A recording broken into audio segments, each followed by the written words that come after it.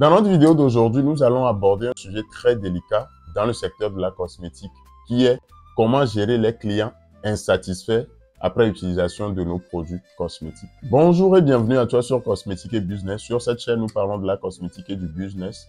Nous proposons des formations de très bonne qualité en ligne à toutes les personnes qui désirent se lancer dans le secteur de la cosmétique. Toutes nos formations se font en ligne, donc peu importe votre situation géographique, vous pouvez suivre la formation sans aucun problème. Alors, sans plus tarder, rentrons dans le vif du sujet. La première chose à faire à un client qui vient vous voir, c'est de l'écouter attentivement sans l'interrompre. Vous laissez le client s'exprimer. Si le client vient, vous lui donnez tout le temps nécessaire. Laissez-lui s'exprimer. Comment il a utilisé le produit? Quels sont les effets indésirables qu'il a trouvés? Laissez-lui s'exprimer sans forcément l'interrompre. En numéro 2, restez calme et professionnel. Ne prenez jamais les critiques du client personnellement. C'est lui qui a utilisé le produit. C'est lui qui connaît les effets que le produit lui a donné. Donc, ne prenez pas les critiques du client personnellement. En numéro 3, posez des questions pour mieux comprendre la situation.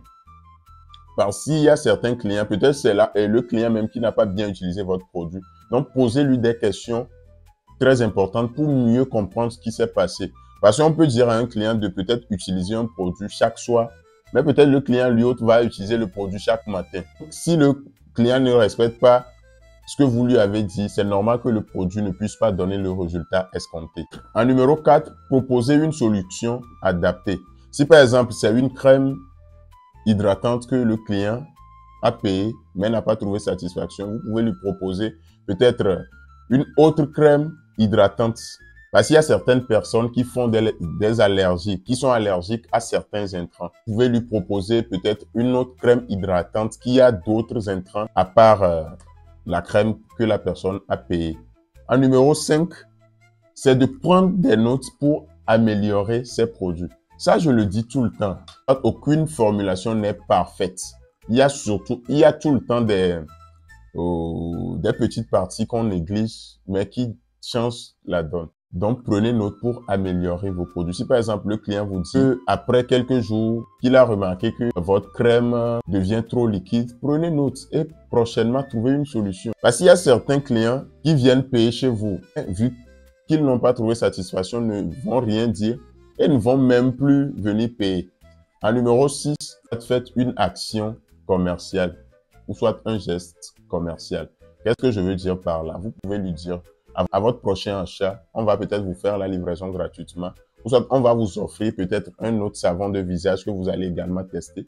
Ou soit à votre prochain achat, vous aurez une réduction de 50%. Ce qui veut dire un client qui est venu premièrement parce qu'il est mécontent, en fin de compte, vu que vous allez lui offrir un bonus, va carrément oublier et vous allez garder votre clientèle, vous allez fidéliser votre clientèle.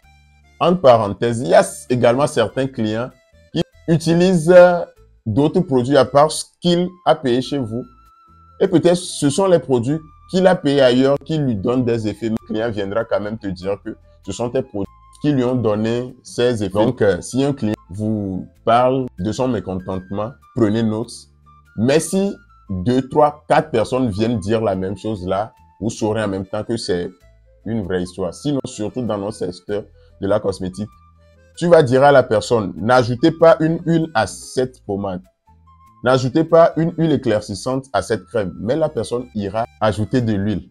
Et quand la personne va ajouter l'huile, le résultat sera négatif. Et la personne viendra vous dire que c'est chez vous qu'elle a payé le produit et que c'est votre produit qui lui a donné cet effet. Quelqu'un vient exprimer son mécontentement, prenez note. Essayez sur d'autres personnes. Si le résultat est bon, là, il n'y a pas de problème. Parce que je sais de quoi je parle. J'ai eu plusieurs fois ce souci.